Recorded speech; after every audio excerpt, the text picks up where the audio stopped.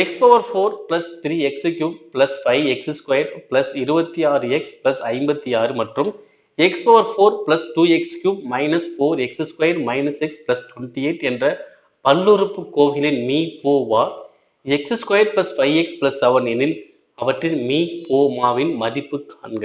அதாவது இரண்டு பல்லுறுப்புக்கோவை கொடுத்துட்டாங்க, மீபோவா கொடுத்துட்டாங்க, என்ன கேட்கறாங்க, மீபோமா கேட்கறாங்க.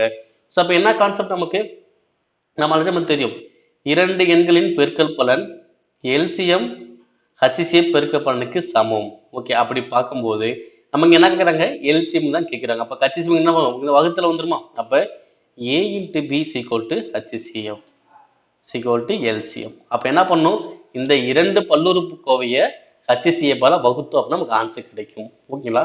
ஸோ அந்த இரண்டு பல்லுறுப்புக்கோவையில இந்த இரண்டாவது பல்லுறுப்புக்கோவை வந்து பார்த்தா அப்படியே வச்சிருப்பாங்க.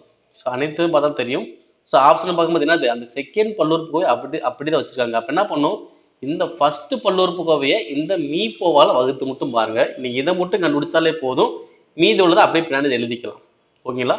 ஏன்னா அதாவது இரண்டாவது பல்லுறுப்புக்கோவையை அப்படியே வச்சுக்கோங்க. அப்ப முதல் பல்லுறுப்புக்கோவையை HCF ஆல வகுங்க. எப்படி சார் வகுக்கிறது, ஒண்ணுமே கிடையாது, இதை உள்ள தூக்கி போட்டுக்கலாம். X power 4 plus 3x³ plus 5x² plus 26x plus 56. So இப்போ என்ன பண்ண போறோம், வகுக்க போறோம். எதால, x² plus 5x plus 7. Okay, first என்ன பண்ணணும் பார்த்தீங்கன்னா, இங்க என்ன இருக்கு, எக்ஸ் பவர் 4 இருக்கு. அப்ப இந்த x² எதை பெருக்குனா எக்ஸ் பவர் 4 வரும், x² பெருக்கணும். ஓகேங்களா? ஏன்னா x² x² பெருக்குனா தான் எக்ஸ் பவர் 4 வரும். அப்ப பெருக்குங்க, x² பெருக்குனா எக்ஸ் பவர் 4. ஏன்னா ஃபர்ஸ்ட் இங்க பெருக்குன மாதிரி அடுத்து என்ன பண்ணும், அடுத்து உள்ளது x² இங்க 5x. அப்ப என்ன வரும், பிளஸ் 5x³. அடுத்து x² பிளஸ் 7 என்ன வரும், பிளஸ் 7x². ஓகே, அடுத்து அப்படியே இது போடுங்க, குறியீடெல்லாம் மாத்துங்க. ஓகே, மாத்தினாகும் x power 4 minus x power cancel. அடுத்து இங்க 3x³ இங்க மைனஸ் 5x³ இருக்கு. அப்ப என்ன பண்ணும், குறியீடு மாறி இருந்தா கழிக்கணும். அப்ப என்ன வரும், மைனஸ் 2x³. அடுத்து இங்க மைனஸ் 7 இங்க பிளஸ் 5. அப்ப என்ன வரும், மைனஸ் 2x². அடுத்து ரிமைனிங் உள்ளது அப்படியே எழுதுங்க, பிளஸ் 26x பிளஸ் 56. ஓகே, இப்ப அடுத்து என்ன பண்ணணும்னா, இந்த x² எதை பெருக்குனா எனக்கு மைனஸ் 2x³ வரும் பார்க்கணும். ஓகேவா, x² எதை பெருக்குனா மைனஸ் 2x³ வரும், மைனஸ் 2x பெருக்கணும். என்ன பண்ணும், மைனஸ் 2x பெருக்கணும். ஸோ அதே மாதிரி தான் இந்த மைனஸ் 2x வச்சு ஒவ்வொன்றையும் தனித்தனியாக பெருக்கிட்டு வரணும். மைனஸ் 2x இதை பெருக்கினா வரும் மைனஸ் 2x³. அடுத்து மைனஸ் 2 பிளஸ் 5 எவ்வளோ வரும், மைனஸ் 10 x பெருக்குனா x². அடுத்து மைனஸ் 2 இங்க பிளஸ் 7 என்ன வரும், மைனஸ் 14x. ஓகேவா, அந்த 56 அப்படியே வச்சுக்கணும். ஓகே, இப்போ இதுக்கு பாருங்க, குறியீடெல்லாம் மாத்துங்க. இப்போ என்ன ஆகும், மைனஸ் பிளஸ் கேன்சல். இங்க மைனஸ் 2 இங்க பிளஸ் 10. அப்ப எவ்வளவு வரும், 8x².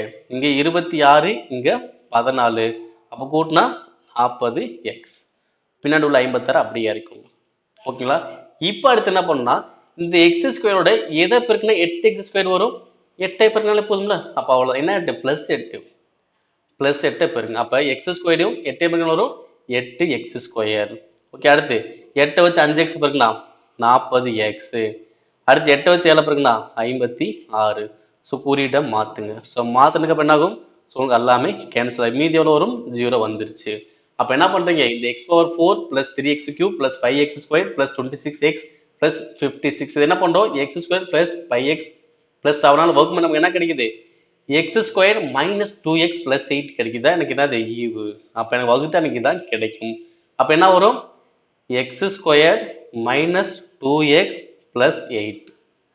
ஓகேவா, அப்ப இந்த HCF வச்சு முதல் பல்லுறுப்புக்கோவையை வகுத்தாச்சு. அப்ப பின்னாடி உள்ள என்ன பண்ணும், அப்படியே எழுதிக்கலாமா. பின்னாடி உள்ள என்ன இருக்கு, x power 4 plus 2x³ minus 4x² minus x plus 28. ஓகேங்களா, ஸோ அப்போ எல்சிஎம் மதிப்பு என்ன வரும், இதுதான் எனக்கு வரும். ஓகேவா, எந்த ஆன்சர் பாருங்க, x² மைனஸ் 2x பிளஸ் 8. எது ஆன்சர், ஆப்ஷன் சி.